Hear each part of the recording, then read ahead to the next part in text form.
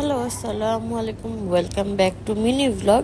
আজকে আমরা চলে আসি ইউরো হাটে। ইউরো হাট এমন একটা জায়গা যেখানে আমি ফার্স্ট আমার লাইফে বার্গার খাইছি এখান থেকে যখন ছোট ছিলাম। আপনারা কে কোথাকার বার্গার ফার্স্ট ট্রাই করছেন সেটা কমেন্ট করে অবশ্যই জানাবেন। আমরা এখান থেকে নিছি হচ্ছে একটা ক্রিসপি চিকেন বার্গার আমার ছেলের জন্য, যেহেতু স্কুল থেকে আসছে। আর নিছিলাম হচ্ছে 2টা বিফ হটডগ, যেটা খুবই মজা। আর হচ্ছে এখানকার খাবারগুলো খুবই ভালো, আগের মতোই ফ্লেভার এসে মজা লাগে খেতে। আর এই খাবারটা হচ্ছে আমার ফ্রেন্ড আমাকে খাওয়া শিখিয়েছে, যেটা হচ্ছে স্ট্রবেরি সোডা উইথ আইসক্রিম।